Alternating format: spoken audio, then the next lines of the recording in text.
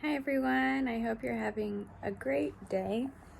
It's a gloomy day in my little corner of the world, so I hope it's a sunny day in your corner of the world, and I hope it's a good day for you in general.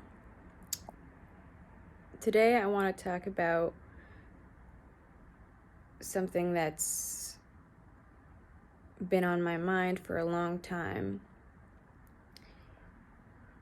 And that's allowing yourself to be sad.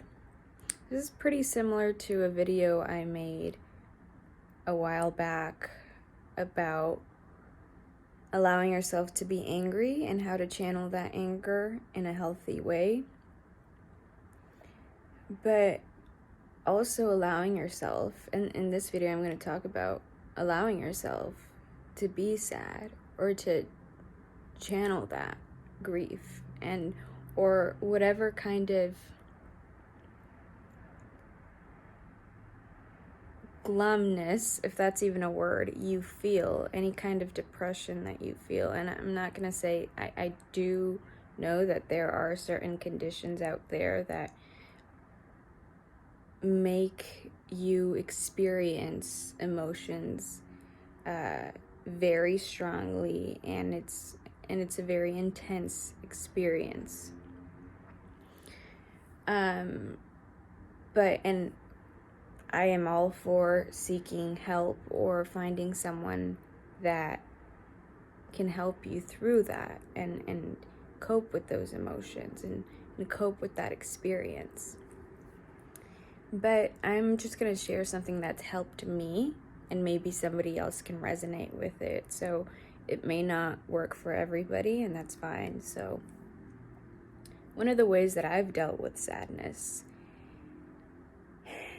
is by, instead of running away from it and trying to compensate it with something else that gives me temporary happiness, I like to say that I like to grab the bull by its horns and just confront the issue.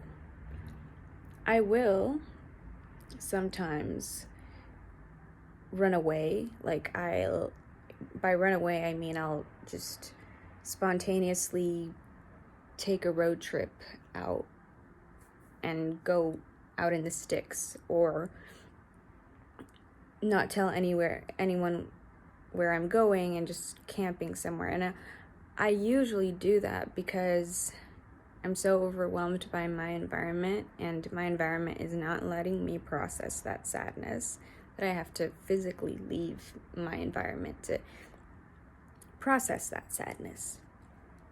And so for me,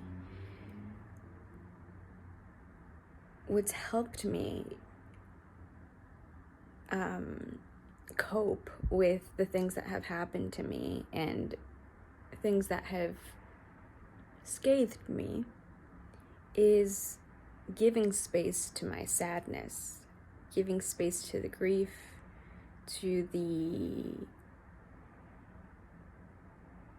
depression that exists within me, knowing that just as these emotions arise within me, joy, happiness, fulfillment, and nourishment also arise within me.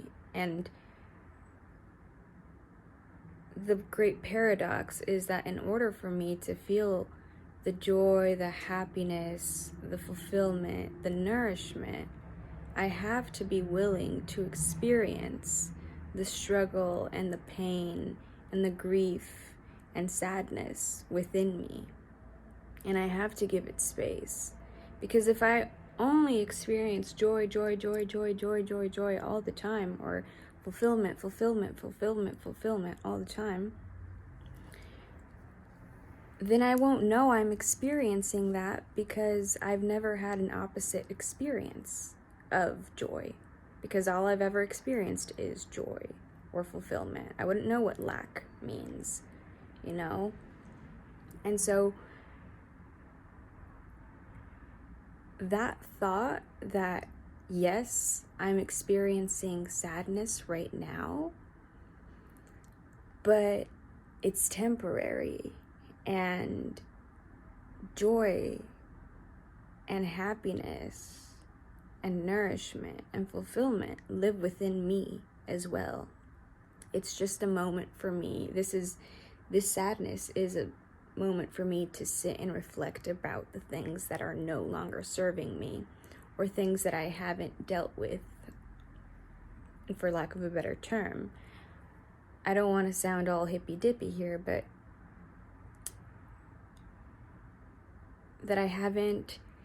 energies that I haven't dealt with within me, and I hesitate to use the word energy, because it's ineffable. It's allowing yourself to feel, basically. And when you allow yourself to feel those intense emotions, you will also be able to experience intense emotions of ecstasy, joy, and fulfillment, because you've allowed yourself to experience the uncomfortable, intense emotions, and now you're experiencing the comfortable and open emotions. I hope I'm making sense, because I feel like I'm not. But anyway, when you feel sad, and like I said, this may not resonate with everyone, and that's okay. That's what we have that's why the human experience was created, so that we can experience things as individuals differently. And okay, I'm not going to get on that tangent, but allow yourself to be sad if it's a method that works for you and that doesn't make you feel like you're gonna go into a chronic state of chaos, you know what I mean?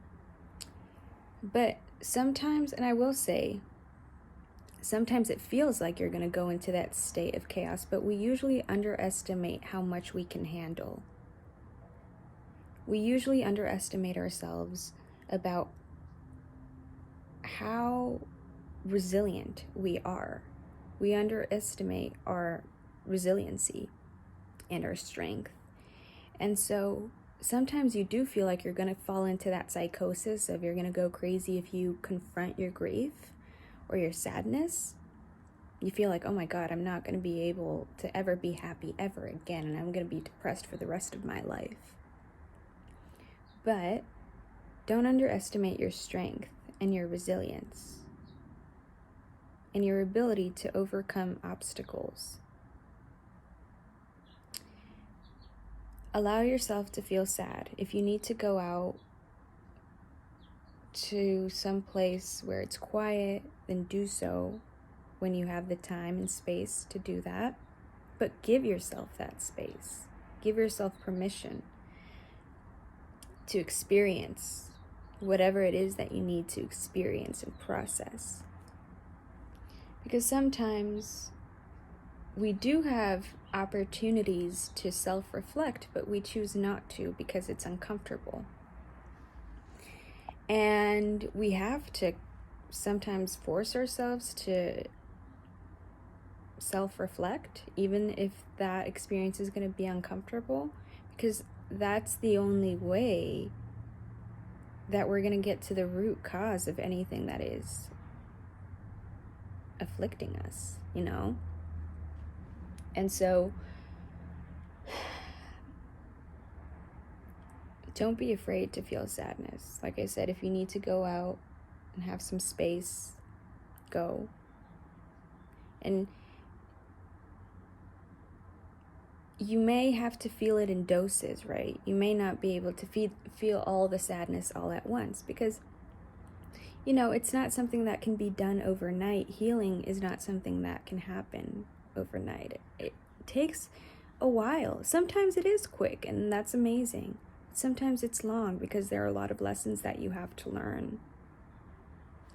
And so, and a lot of illusions that you have to break away from. And so it's important to not feel overwhelmed that, for example, you give yourself space to feel sad, And then after you come back from camping or from a trip that you took, you find that when you integrate back into society, you're still sad.